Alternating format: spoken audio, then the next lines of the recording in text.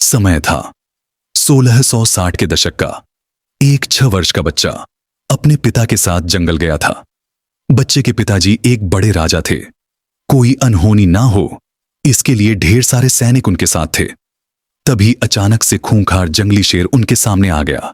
तुरंत महाराज और उनके सैनिकों की समसिरे मयान से बाहर निकल आती हैं। माहौल में अचानक गर्मी बढ़ गई थी, तनाव बढ़ गया था। शेर इनकी तरफ देख रहा था और सबकी निगाहें शेर की तरफ थीं, और तलवारों की भी। ताज्जुब की बात यह थी कि शेर देखकर उस 6 वर्ष के बच्चे के कदम 1 इंच भी पीछे नहीं हटे। इस 6 वर्ष के बच्चे ने अपने पिताजी से कहा कि पिताजी, डरने की कोई जरूरत नहीं, यह शेर भी हमारी तरह ही जंगल का राजा है। पिताजी मन ही मन बच्चे की निडरता और लीडरशिप को देखकर दंग भी हो रहे थे और खुश भी। जब यह बच्चा 8 साल का हुआ तब इसके गुरु ने पूछा, युद्ध में जीतने के लिए सबसे जरूरी चीज क्या होती है? बच्चे ने जवाब दिया, रणनीति और अनुशासन। केवल शक्ति से युद्ध नहीं जीते जाते। एक 8 साल का बच्चा इतनी गहराई से कैसे सोच सकता है? आपको क्या लगता है कि इस विलक्षण बालक का भविष्य कैसा होना चाहिए? राजपाट सुख सुविधाओं से भरा हुआ। जानते हैं, जब यह बच्चा बड़ा होकर 32 वर्ष का हुआ तो इसके साथ क्या हो रहा था? 32 वर्ष के उम्र में इनके नाखून उखाड़ दिए गए थे, जीभ काट दी गई थी और लोहे की गर्म सलाखों से आंखें फोड़ दी गई थीं। कहा जाता है कि इनके शरीर के टुकड़े टुकड़े करके नदी में बहा दिया गया था। जानते हैं इनके पिताजी का नाम क्या था? इनके पिताजी थे मराठा साम्राज्य जी की नींव रखने वाले मराठाओं की आन, बाण, शान, परम शूरवीर छत्रपति शिवाजी महाराज। और ये 32 वर्ष के योद्धा जो नर्क जैसी यातनाएं जीते जी सह रहे थे, ये थे छत्रपति संभाजी महाराज उर्फ छावा। अगर आप सोचते हैं कि वीरता का दूसरा नाम क्या हो सकता है तो जवाब होगा छत्रपति संभाजी महाराज। इतिहास में कई वीर योद्धा हुए, लेकिन कुछ ही ऐसे हुए जिनका साहस, बुद्धिमानी, बलिदान आने वाली पीढ़ियों के लिए प्रेरणा बन गई। दोस्तों, आज का वीडियो डेडिकेटेड है छत्रपति संभाजी महाराज को। आज के वीडियो में हम जानेंगे संभाजी महाराज कौन थे, कैसे इन्होंने मुगलों को अपने जीते जी नाकों चने चबवा दिए, कैसे इन्होंने पुर्तगालियों, सिंधियों से लोहा लिया, किसने इन्हें धोखा दिया, कैसे ये औरंगजेब की हिरासत में आ गए, कैसे इनका बलिदान अमर हो गया। क्या आपको पता है पुरंदर का किला कहां है? पुरंदर का किला महाराष्ट्र के पुणे जिले में पड़ता है। यह एक पहाड़ पर बनाया गया है। यह किला पश्चिमी घाट में समुद्र तल से 1374 मीटर की ऊंचाई पर है और पुणे से 1374 मीटर की दूरी पर है। 50 किलोमीटर दक्षिण पूर्व में स्थित है। यह किला 14वीं शताब्दी में बीजापुर और अहमदनगर सल्तनत के राजाओं के अधीन था। 1596 ईस्वी में अहमदनगर सल्तनत के बहादुर शाह ने छत्रपति शिवाजी महाराज के दादा मालोजी राजे भोसले को पुणे और सूपा का क्षेत्र प्रदान किया था। पुरंदर किला इस क्षेत्र में शामिल था और फिर बाद में 1656 में छत्रपति शिवाजी महाराज ने इस किले पर अपना अधिकार कर लिया था। हम पुरंदर के किले की बात इसलिए कर रहे हैं क्योंकि संभाजी महाराज का जन्म इसी किले में 14 मई 1657 ईस्वी को हुआ था। संभाजी महाराज छत्रपति शिवाजी महाराज की पत्नी साईबाई के पुत्र थे। लेकिन क्या आप जानते हैं, संभाजी महाराज का बचपन बिल्कुल भी आसान नहीं था। उनकी माता का देहांत तब हो गया जब वे मात्र 2 वर्ष 4 महीने के थे। इनकी दादी ने इन्हें पाला पोसा और इनके पालन पोषण में इनकी दादी का एक बड़ा योगदान भी था। संभाजी की शिक्षा के लिए काशी भट्ट या काशीराम शास्त्री को नियुक्त किया गया था। काशीराम शास्त्री नीति शास्त्र, संस्कृत और साहित्य के प्रकांड विद्वान थे। हालांकि संभाजी महाराज भी एक बहुत ही अनोखे विद्यार्थी थे। जितनी इनकी उम्र नहीं थी उससे ज्यादा तो इन्होंने भाषाएं सीख ली थीं। कम उम्र में ही इन्हें संस्कृत, मराठी, हिंदी, फारसी और कुछ यूरोपियन भाषाएं भी आने लग गई थीं। और तो और जिस उम्र में बच्चे शास्त्र पढ़ते समझते हैं, उस उम्र में इन्होंने शास्त्रों की रचना कर दी थी।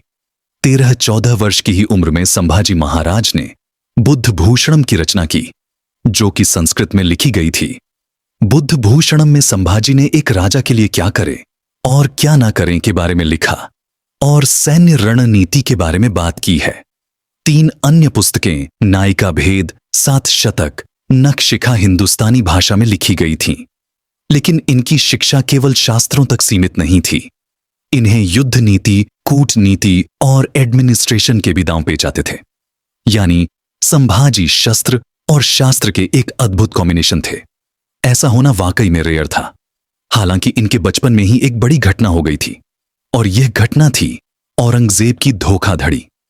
एक समय ऐसा आया था जब मुगल बादशाह औरंगजेब छत्रपति शिवाजी महाराज की बढ़ती शक्ति से इतना डर गया था और शिवाजी को हराने के लिए 12,000 सैनिकों की सेना को जंग के लिए उतार दिया था। इस सेना की कमान थी जय सिंह के हाथों में। यह कहलाया पुरंदर का युद्ध। यह 1665 में लड़ा गया था। जय सिंह ने भी हर तरीके से छत्रपति शिवाजी महाराज को हराने की ठान ली थी। जय सिंह ने छत्रपति शिवाजी महाराज के सपोर्ट सिस्टम को तोड़ने के लिए, यानी उन्हें अलग थलग करने के लिए एक योजना बनाया ताकि उनकी शक्ति कम हो जाए। इसके लिए जय सिंह ने कुछ मराठा सरदारों को अपने साथ शामिल होने के लिए भी मना लिया। इसके बाद जय सिंह ने पुरंदर के किले की घेराबंदी कर दी। 1665 में छत्रपति शिवाजी महाराज एक संधि के लिए मान गए। यह कहलाई पुरंदर की संधि, और इस संधि के अनुसार मराठों को 36 किलो में से 23 मुगलों को सौंपने की बात और काफी धनराशि देने की बात तय हुई। संधि की दूसरी शर्त यह थी कि अब छत्रपति शिवाजी महाराज मुगलों के अभियान में मुगलों की मदद भी करेंगे। संधि की एक शर्त यह भी थी कि संभाजी को मुगल सेना की तरफ से लड़ना होगा। इन्हें 5,000 का मनसबदार बनाया गया था। इन सब के अलावा छत्रपति शिवाजी महाराज को औरंगजेब से आगरा में मिलने के लिए भी बुलाया गया था। छत्रपति शिवाजी महाराज संभाजी को लेकर ही आगरा गए। ये था साल 1666। जब छत्रपति शिवाजी महाराज आगरा में मुगल सम्राट से मिलने गए तो औरंगजेब ने उनका अपमान कर दिया और ये मुगल दरबार से बाहर आ गए। मुगल साम्राज्य के शासक औरंगजेब को यह नागवार गुजरा और इसने छत्रपति शिवाजी महाराज और संभाजी दोनों को बंदी बना लिया। लेकिन हिम्मत देखिए, इस सिचुएशन में भी ये घबराए नहीं, बल्कि बाहर निकलने का योजना सोचने लगे। एक दिन अपनी योजना के तहत ये दोनों मुगलों को धोखा देकर भाग गए। आगरा से ये दोनों सीधे पुणे की तरफ जाने के बजाय वे उत्तर में मथुरा गए। अब पूरे मुगल साम्राज्य में हल्ला हो गया कि छत्रपति शिवाजी महाराज अपने पुत्र के साथ भाग गए हैं। जगह जगह इनकी खोजबीन शुरू हो गई थी। इसलिए भागने के बाद दोनों ने अपना हुलिया बदला और पिता पुत्र की जोड़ी देखकर कोई पकड़ न ले, इसलिए संभाजी को मथुरा में कृष्ण जी पंत के यहां छोड़ दिया। छत्रपति शिवाजी महाराज खुद एक साधु का वेश धरकर मथुरा से काशी के लिए निकल पड़े। सोचिए, इस समय संभाजी केवल 9 वर्ष के थे। ये उस समय घोड़े पर बैठकर काशी, प्रयाग, गया होते हुए राजगढ़ के पास पहुंच गए। इन्होंने केवल 28 दिन में लगभग 200 किमी कवर कर लिया था। खैर, इसके बाद छत्रपति शिवाजी महाराज ने कुछ ही महीनों में अपने कई किले मुगलों से छुड़ा लिए। कई सालों तक औरंगजेब की नाक में दम करके रखा। छत्रपति शिवाजी महाराज औरंगजेब के लिए एक ऐसा बैरियर थे जिसके कारण औरंगजेब दक्षिण में अपने साम्राज्य को फैला नहीं पा रहा था। लेकिन 1680 में कुछ ऐसा हुआ जिसके बाद औरंगजेब अपनी राजधानी को हमेशा के लिए छोड़कर दक्षिण भारत जीतने निकल पड़ा। 1680 से इतिहास ने कुछ और करवट लेना शुरू किया। 1680 में छत्रपति शिवाजी महाराज का स्वर्गवास हो गया। अब सत्ता के गलियारों में यह सवाल गूंजने लगा कि छत्रपति शिवाजी महाराज के बाद कौन संभालेगा मराठा साम्राज्य। एक तरफ थे संभाजी और दूसरी तरफ थे छत्रपति शिवाजी महाराज की दूसरी संतान और संभाजी के सौतेले भाई राजाराम।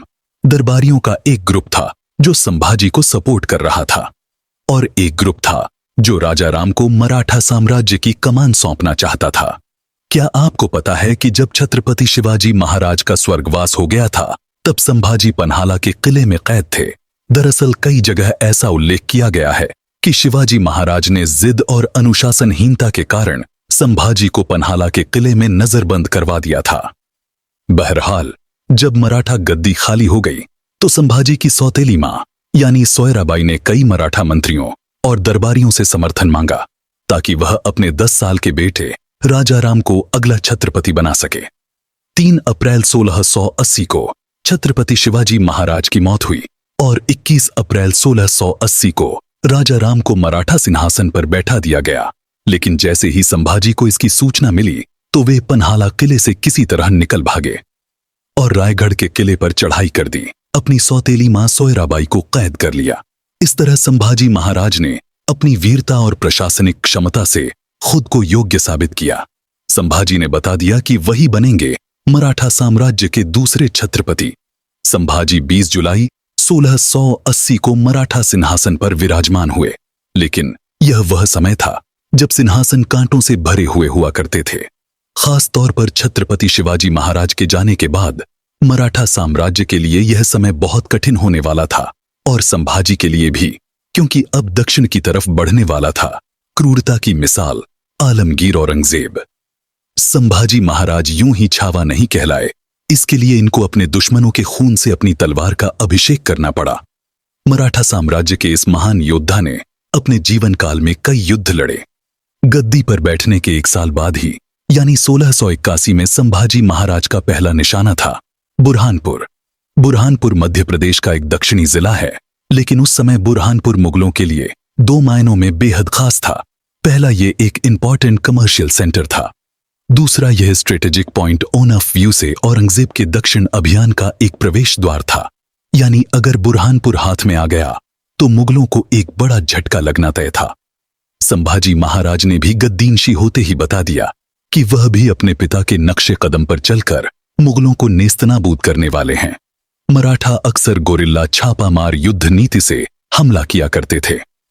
इसी तरीके से संभाजी महाराज ने भी बुरहानपुर पर अचानक हमला किया। मराठाओं ने शहर को लूटा, मुगल सरकारी खजाने को खाली कर दिया, यहां तक कि सैनिकों को रसद पहुंचाने वाली लाइन को भी काट दिया। कुल मिलाकर बुरहान हमले ने मुगलों की अर्थव्यवस्था को भारी चोट पहुंचाई। औरंगजेब की आंखें इस हमले की खबर सुनकर लाल हो गईं।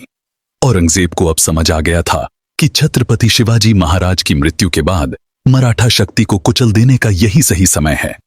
औरंगजेब पहले से ही दक्कन के सुल्तानों यानी बीजापुर गोलकुंडा को जीतने की प्लानिंग कर रहा था। मराठों से तो औरंगजेब बहुत ही ज्यादा परेशान पहले से ही था। मराठाओं की गोरिल्ला युद्ध नीति से मुगल सल्तनत को बहुत नुकसान हो रहा था। लगभग इसी समय औरंगजेब के पुत्र मोहम्मद अकबर ने भी बगावत कर दी थी और संभाजी महाराज के पास मदद मांगने चला आया था। देखिए, औरंगजेब ने अपने बड़े भाइयों यानी दारा शिकोह, शाह शुजा और मुराद बख्श को हराकर मुगल सल्तनत की सत्ता हासिल की थी। औरंगजेब को ताज खोने का डर इतना ज्यादा था कि उसने अपने बेटों को भी हमेशा संदेह की नजर से देखा। मोहम्मद अकबर को औरंगजेब ने दक्कन में मराठों के खिलाफ युद्ध का नेतृत्व करने के लिए भेजा था, लेकिन बाप बेटे के बीच सोच में काफी अंतर था। जो समय के साथ बढ़ता गया, मोहम्मद अकबर को यह पसंद नहीं था कि औरंगजेब अपनी कट्टर धार्मिक नीतियों को और कठोरता से हिंदुस्तान की जनता पर ला दे और मराठों के खिलाफ एक अंतहीन युद्ध करता रहे। हालांकि उसकी खुद की महत्वाकांक्षा भी थी कि वह औरंगजेब को हराकर मुगल सल्तनत का बादशाह बने।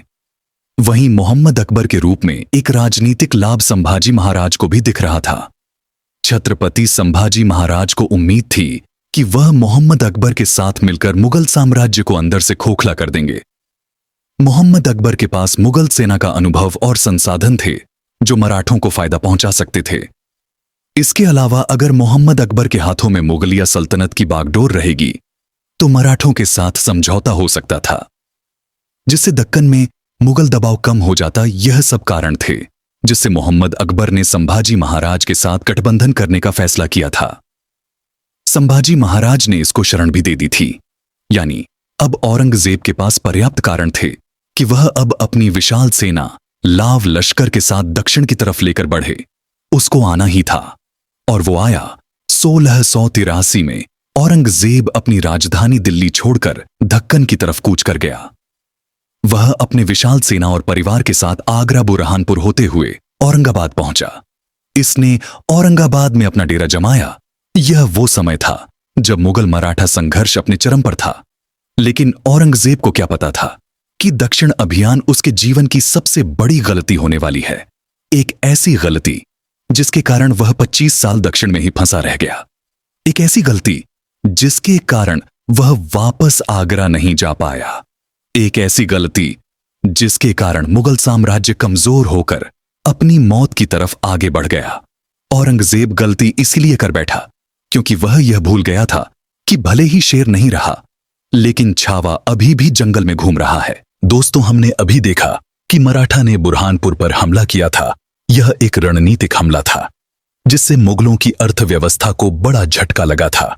इस हमले से मराठाओं को अपने आगे के अभियान के लिए धन की शक्ति भी मिली और मन की शक्ति भी, जिससे वे आगे और ज्यादा आत्मविश्वास के साथ लड़ सके।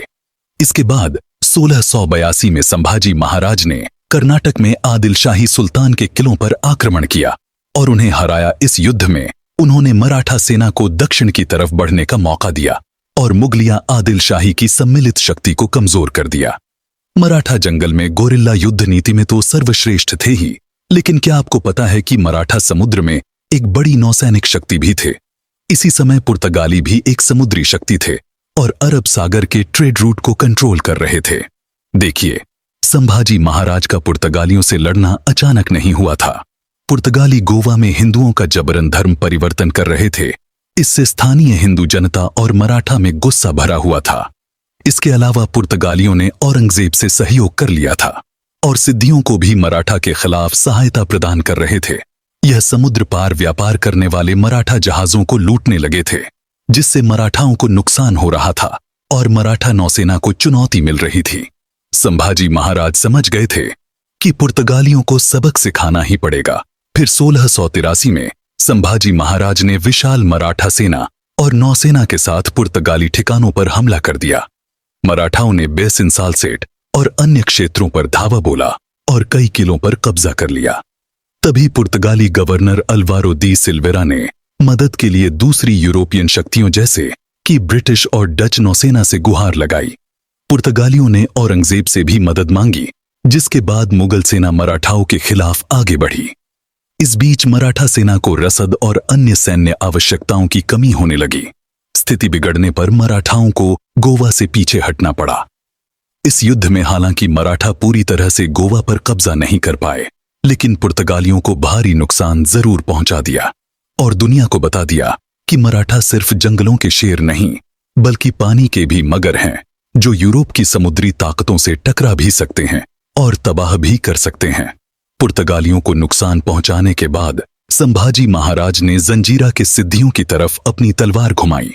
जंजीरा के सिद्धियों की कहानी भी काफी कुछ पुर्तगालियों की तरह ही थी। सिद्धी अफ्रीकी मूल के लोग थे जिन्हें हबशी कहा जाता था। यह लोग भारत में अरब व्यापारियों के जरिए आए और बाद में गुलामों के रूप में लाए गए। समय के साथ धीरे धीरे यह सिद्धि अलग अलग राजाओं की सेनाओं में भर्ती किए जाने लगे और अपनी वफादारी और क्षमता के लिए प्रसिद्ध हो गए। बाद में जंजीरा पर इन्हीं सिद्धियों का राज हुआ। जंजीरा किला महाराष्ट्र के पश्चिमी तट पर स्थित एक समुद्री किला था। इसे जल दुर्ग कहा जाता था। यह चारों तरफ से अरब सागर से घिरा हुआ था, इसलिए इसे फतह कर पाना लगभग असंभव था। यह किला रणनीतिक रूप से महत्व रखता था और यह एक मजबूत नौसैनिक केंद्र था। खास बात यह थी कि यह पुर्तगालियों, अंग्रेजों और मुगलों के समुद्री व्यापार मार्ग के पास था। औरंगजेब ने मराठाओं को घेरने के लिए जंजीरा के सिद्धियों के साथ हाथ मिलाया ताकि मराठों की नौसेना कमजोर हो जाए। यह गठबंधन मराठा के लिए परेशानी का कारण बना। इसलिए 1683 में संभाजी महाराज ने सिद्धियों की शक्ति को खत्म करने के लिए जंजीरा पर एक बड़ा सैन्य अभियान छेड़ा। मराठा ने जंजीरा को चारों तरफ से घेर लिया और सिद्धियों की नौसेना पर हमला कर दिया। युद्ध लंबा खिंच गया। इस बीच सिद्धियों को पुर्तगालियों और मुगलों से भी मदद मिल रही थी। मराठों ने कई नई रणनीतियां अपनाई, लेकिन सिद्धियों की मजबूत किलेबंदी को वह पार नहीं कर सके।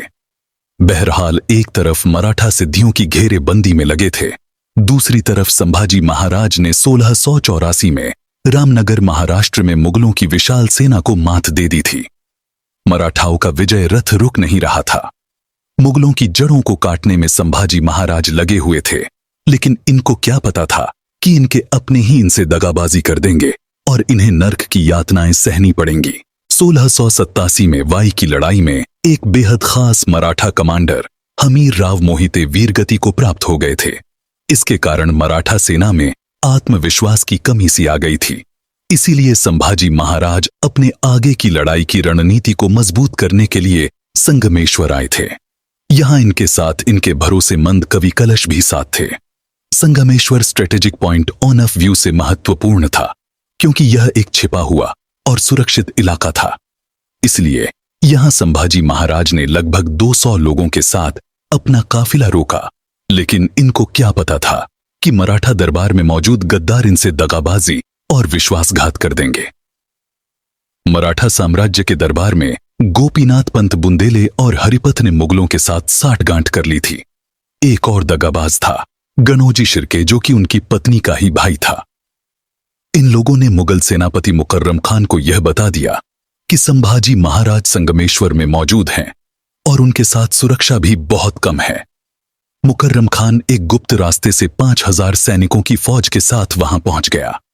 ये वो रास्ता था जो सिर्फ मराठों को पता था, इसलिए संभाजी महाराज भी इस हमले के लिए तैयार नहीं थे। एक तरफ थी 5000 की फौज और दूसरी तरफ संभाजी मुट्ठी भर सैनिकों के साथ थे। वे लड़े, लेकिन मुकाबला बराबरी का नहीं था। 1 फरवरी 1689 को मुकर्रम खान ने संभाजी महाराज और कवि कलश को बंदी बना लिया। संभाजी महाराज को लोहे की बेड़ियों में जकड़कर वर्तमान अहमदनगर जिले के पेट गांव में बहादुरगढ़ के किले में ले जाया गया। यहां औरंगजेब ने उन्हें अपमानित किया। औरंगजेब ने संभाजी महाराज को 2 विकल्प दिए, या तो इस्लाम कबूल कर लो और मुगलों के साथ मिल जाओ, या फिर मौत को गले लगा लो। संभाजी महाराज ने इस्लाम कबूल करने से मना कर दिया। औरंगजेब ने संभाजी को नर्क जैसी यातनाएं देने का आदेश दे दिया। ऐसा कहा जाता है कि संभाजी महाराज को लगातार 40 दिनों तक यातनाएं दी गई। उनके नाखून उखाड़ दिए गए, उनकी जीभ काट दी गई, उनकी चमड़ी उधेड़ दी गई, उनकी आंखों में गर्म सलाखें डाल दी गई ताकि वह झुक जाएं। लेकिन यह छावा था। छावा यानी शेर का बच्चा। इसने दुश्मनों के आगे झुकना नहीं सीखा था। हर यातना को हंसते हंसते इन्होंने सह लिया। जब औरंगजेब ने देखा कि यातनाएं देकर भी संभाजी को झुकाया नहीं जा सकता, तो उसने 11 मार्च 1689 को संभाजी महाराज की हत्या कर दी। लेकिन औरंगजेब यह भूल गया था कि संभाजी महाराज सिर्फ एक व्यक्ति नहीं थे, बल्कि एक विचारधारा थे जिसे मिटाना असंभव था। और इस विचारधारा ने कुछ ही सालों में मुगल सल्तनत को खोखला करके तबाह कर दिया। संभाजी के मौत के बाद मराठा नेतृत्व राजा राम यानी संभाजी के सौतेले भाई के हाथ में आया। इन्होंने अपनी राजधानी रायगढ़ छोड़ दी और तमिलनाडु के जिंजी के किले से लड़ाई जारी रखी। औरंगजेब ने जिंजी के किले को भी घेर लिया। यह घेराबंदी 1690 से 1698 तक यानी लगभग 8 साल तक चली। 1698 में राजा राम यहां से निकल गए और मुगलों ने किला जीत लिया। लेकिन औरंगजेब को इस जीत की बहुत बड़ी कीमत चुकानी पड़ी। इस समय तक लगभग पूरा दक्कन औरंगजेब के कदमों में था, लेकिन औरंगजेब इसे कंट्रोल नहीं कर पाया। औरंगजेब ने दक्षिण में भी जजिया कर लगाना शुरू कर दिया और हिंदू मंदिरों को बर्बाद करना जारी रखा। इससे स्थानीय जनता में नाराजगी बढ़ती गई। मराठों ने भी हार नहीं मानी थी। मराठों ने संताजी घोरपड़े और धनाजी जाधव जैसे सेनापतियों के नेतृत्व में गोरिल्ला युद्ध शुरू किया। उन्होंने मुगल रसद को काटा, छापे मारे और औरंगजेब को दक्कन से बाहर नहीं निकलने दिया। फिर बाद में 1700 के बाद ताराबाई ने औरंगजेब को चुनौती दी। इस प्रकार औरंगजेब ने मरते दम तक 1683 से लेकर 1707 तक लगभग 25 साल तक दक्कन में बिताए। इन लंबे युद्धों ने मुगल खजाने को खाली कर दिया। औरंगजेब की सेना में असंतोष बढ़ने लगा और इससे उत्तर भारत के स्थानीय सामंतों ने विद्रोह शुरू कर दिए। इससे साम्राज्य की नींव हिल गई और औरंगजेब के बाद मुगल साम्राज्य कभी भी अपने पैरों पर खड़ा नहीं हो पाया। छत्रपति शिवाजी महाराज के जाने के बाद मुगलों को लगा था कि अब मराठा उनके कदमों के नीचे होंगे, लेकिन मुगल शेर के बच्चे को भूल गए थे। औरंगजेब ने शेर छत्रपति शिवाजी महाराज के छावा संभाजी को कम करके आंका था। संभाजी महाराज अपने युद्ध कौशल के लिए तो जाने ही गए, लेकिन यह प्रशासनिक रूप से भी बेहतर राजा थे। हालांकि संभाजी महाराज को छत्रपति शिवाजी महाराज द्वारा बनाई गई शासन व्यवस्था विरासत में मिली, लेकिन इन्होंने भी कोई भी बड़े बदलाव न करते हुए अपने पिता की अधिकांश नीतियों को जारी रखा। इनकी प्रशासनिक क्षमता और संवेदनशीलता का उदाहरण देखिए। संभाजी महाराज के शासनकाल के दौरान महाराष्ट्र में भयंकर सूखा पड़ा था। सिचुएशन को हैंडल करने के लिए संभाजी महाराज को कई प्रशासनिक उपाय करने पड़े, जैसे कि किसानों को अनाज के बीज, टैक्स में छूट, खेती, किसानी के लिए बैल और खेती के औजार वगैरह भी उपलब्ध कराने पड़े। संभाजी का साहित्य में भी योगदान रहा और यह राज्य में सांस्कृतिक और धार्मिक गतिविधियों को बढ़ावा देने में हमेशा आगे रहते थे। संभाजी महाराज अपने पिता के नक्शे कदम पर चले और देशभक्ति और हिंदवी स्वराज्य के लिए अपनी जान दे दी। संभाजी महाराज ने मुगल सम्राट औरंगजेब को जबरदस्त चुनौती दी और औरंगजेब का मराठों को जीतने का सपना अधूरा ही रह गया। संभाजी महाराज के जीते जी मराठों की शक्ति दक्कन में और भी ज्यादा हो गई और संभाजी महाराज के बलिदान के बाद मराठे पहले से कहीं ज्यादा घातक और शक्तिशाली हो गए, जिसके कारण कुछ ही सालों में मुगलों का पतन शुरू हो गया। संभाजी महाराज केवल एक योद्धा नहीं थे, वे एक विचारधारा थे। उनके बलिदान ने यह साबित कर दिया कि सच्चे योद्धा कभी झुकते नहीं, कभी समझौता नहीं करते। इसीलिए कहा जाता है, देश धर्म पर मिटने वाला शेर शिवा का छावा था। महापराक्रमी परम प्रतापी एक ही शंभू राजा था। तो दोस्तों, आज के वीडियो में इतना ही। कमेंट करके बताइए कि संभाजी महाराज की कौन सी बातें आपको सबसे प्रेरणादायक लगती हैं। जल्द मिलते हैं किसी और टॉपिक के साथ। तब तक के लिए नमस्कार।